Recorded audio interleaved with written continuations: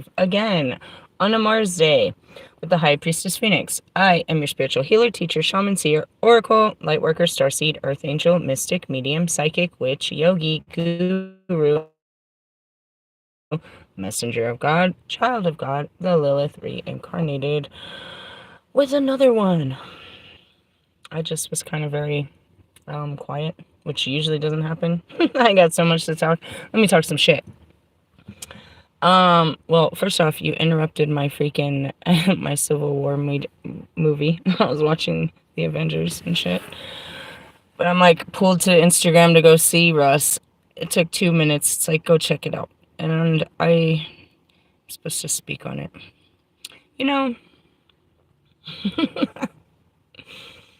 there's always this specialness. Despite everything, there's always this specialness that he's listening. You know, I really used to get irritated that he was always there. I just, you heard it earlier. You hear it all the time. I'm like, God, I wish you guys would just go away. But in the essence, it's a promise to never go away. And sometimes, as much as it irritates me, because he's like wearing my words, like literally trying them on and, trying to, parade around in them. It's this peaceful confirmation that he's listening. So, he came out and he talks about his, the concept of the album and Gumby. Are you mad at me, Russ? I'm just having fun. Gosh, but I really loved it. He's like, it could be a wolf or it could be a horse. But it's, it's a definition into the description of, I don't know what I'm becoming. And I really like that because you really don't know what you're becoming. You're just becoming, And as much as it could just be words, and I fall for his words all the time because they're my words. Again, there's a piece in the confirmation to know that they're listening. As much as they irritate me with the paste and, the copy and paste on their pages, it's confirmation that they're listening. And I want them to do more than copy and paste it in their life. I want them to understand, and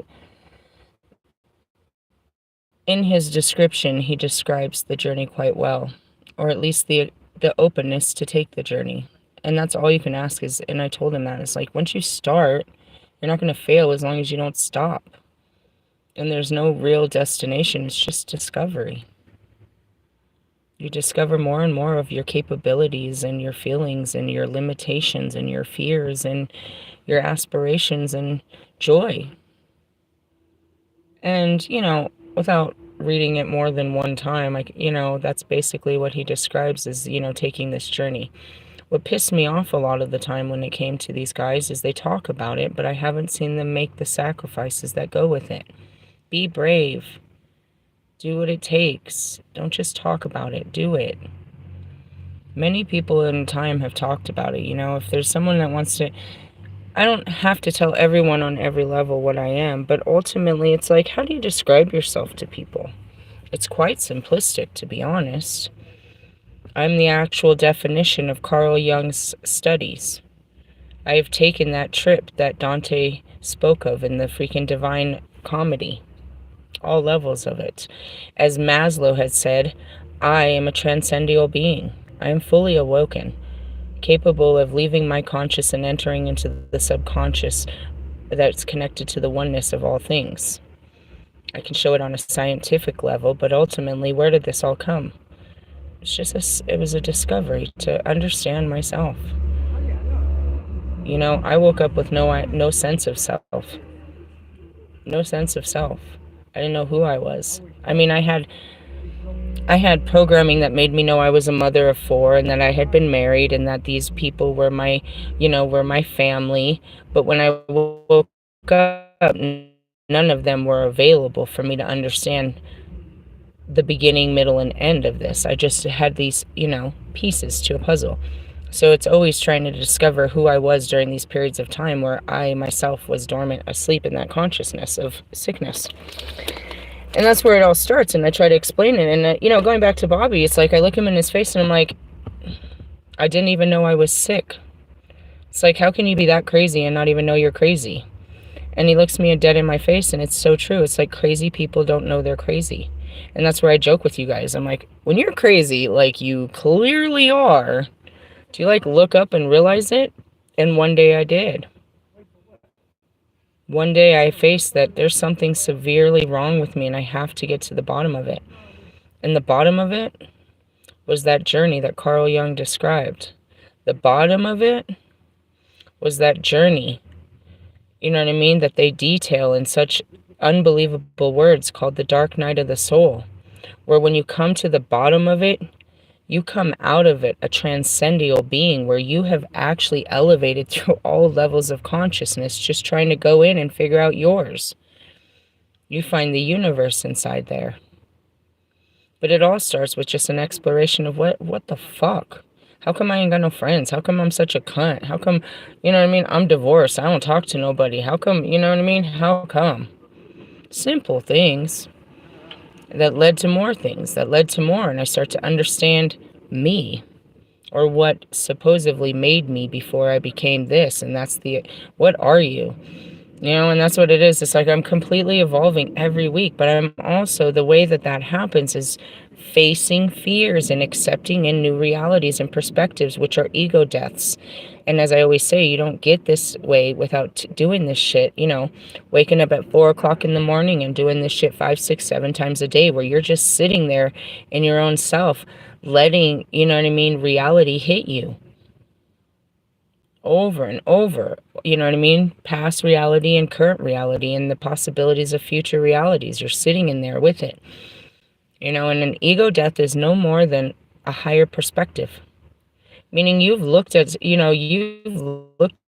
this situation forever, but you've never seen it from this perspective, which is going to kill your ego and what it's programmed or how it feels about this view.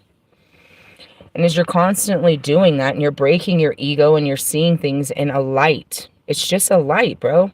You saw it real dark and dingy and it was the worst thing and you never even wanted to look at it to begin with. But now you look at it in a light that you've never seen it before.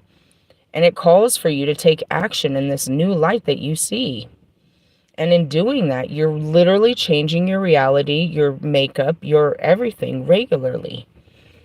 And that's what it is allowing these higher perspectives, these higher octaves of love and light, of forgiveness, of healing to come in and actually, overcome you. Where you can overcome these things that are, that you're faced with. All day you're being faced with harsh memories and feelings. The outside world is forcing you into facing harsh memories and feelings. And rather than running from them, I embrace that. I'm like, oh, I am so fucking triggered. Let's get to the bottom of this. What is under my skin? What's behind curtain number 1? Is it really the person standing in front of me?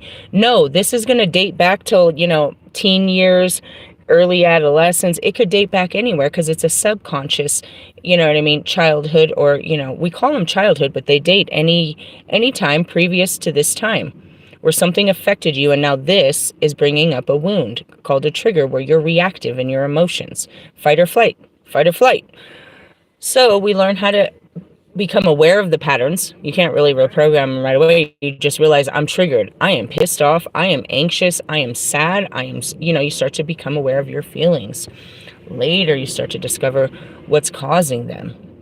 You can blame it in the beginning as, a person, my neighbors are fucking doing this to me all the fucking time. But it's really not your neighbors. You know what I mean? There's something else underneath that's triggering it. And that was like, oof, don't get me started. And, the challenge is not the person standing in front of you, but those that, that live rent-free in your head. Ooh, confirmation. Hold on. Forgive me, that was my son with a very legitimate question. So can you put styrofoam bowls in the microwave? I was like, Jen, so can you put styrofoam bowls in the microwave? I was like, that is a really good question. The answer is no. It's just gonna catch on fire or something. That's a really good question. I just want to say that was really good. They could have just, put it in there. They knew, they had an instinct to question this. That's what I mean. That's instincts. I don't know, but I feel like maybe we should ask somebody. That's just instincts. That's good shit. That's what I mean. That's good shit. And really, was it my son? Nah, it was my daughter. She's so instinctive. Why would you ask that kind of question? Hey, bro, have you ever put in a wrapper from like Wendy's and watched it spark and flame and shit? Some of that shit starts on fire. If you put in a Dollar Tree fucking plate in there, it could spark. You gotta be careful. My kids have seen sparks before. Yeah, that was a good one. Going back to it, it's like, I like what he said. It brought like a sense of tears, internal tears in. It's like, if anything, I know he's listening. That's all. That's all I can get out. Again, guys, it's all talk until you start seeing them making these actual changes and sacrifices. And there's not proof that he has. Again, he had made some extreme changes in his dynamics with his family up until me talking a lot of shit today. In the sense of, he's not, his brother isn't his coach and his cook anymore. You know what I mean? His mom didn't go to every single one of his shows. His sister is at school and, having a life and going to other people's shows, in the sense of, this is better for them. But again, he had to, we all have lots of work to do. We all have lots of work to do. And, in the panty dropper,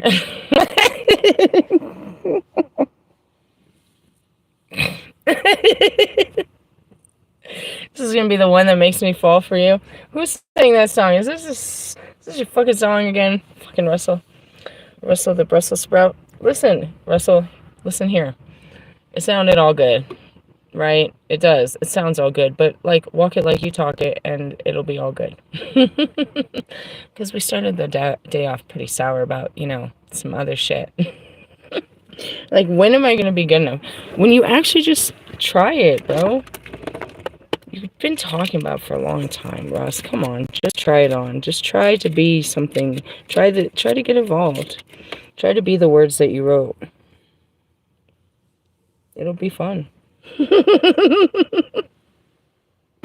Very shameful. I feel like you're doing all right in that door. Oh, anyways, I had to speak on it. Why? Because he's listening.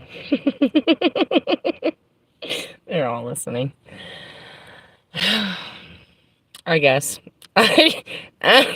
It sounds like a great album, right? And then he's gonna come out. Come on, Russ. Don't pump me up for some bullshit. Every time I extend this olive branch, you done hang a witch with it. I'm trying to hang a witch and burn a witch in the tree. I done fucking... No, it sounded good. It sounds like it sounds like, it sounds like some good shit. You're talking that good shit is what. You better not be talking shit, bro. I'm serious. I want to see some real life changes happening. I'm talking drill sergeant shit. I really want to see it, Russ. You gonna cut your hair or something? Get a new house. It's not like you can't afford one. It's not like you can't get another pool with your name in it. Come on, Russ. Take the journey. Quit being a weenie. Anyways. Where's your journey? He's probably going on tour. Come on, Russ. I fall for your bullshit too often. I can't take you. And again, what is it? Oh no, at least he's there listening. If he could do more than listen, if you could, apply that shit to your life, it would be really great. I'd actually like you. I'd like that. Oh, damn it, Russell. I hate when I have to be, like, when I put him, up. Because then he'll, like, make me feel so down about it tomorrow. Like, oh man, I really regret fucking what I said to you yesterday. Don't make me regret this, Russ. Alright, to the rest of you, I don't know, go check out his fucking album cover and shit. I guess we're gonna promote his bullshit.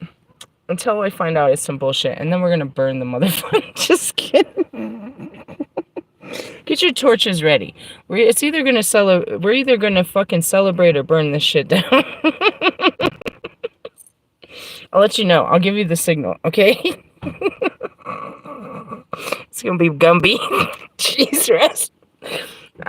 I felt bad for calling it Gumby when you said that, because that was a good explanation. That's what I always say too. It's like, what the fuck am I transforming into? Like, what kind of winged beast am I gonna be? I keep getting these butterfly wings. Like, where are they growing out of? I still haven't been able to fly around this bitch. We got Gumby. I just say the horse. I love it. I love it. I love it. But not Gumby. That's so funny. You're such a funny dude.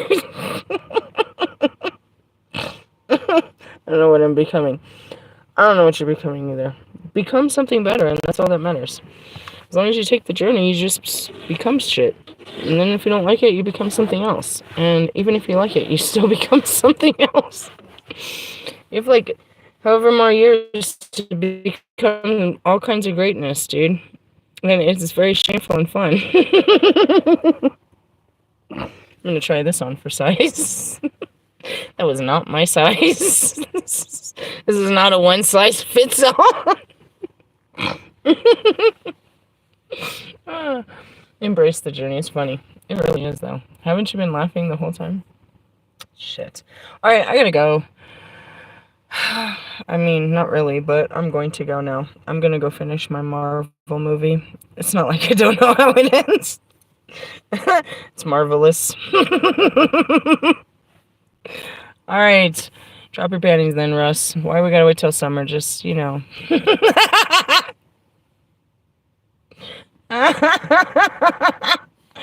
You know, I heard a dirty joke in that. Oh, shit. I'm laughing. Alright, Fluffer. I'll talk to you guys later.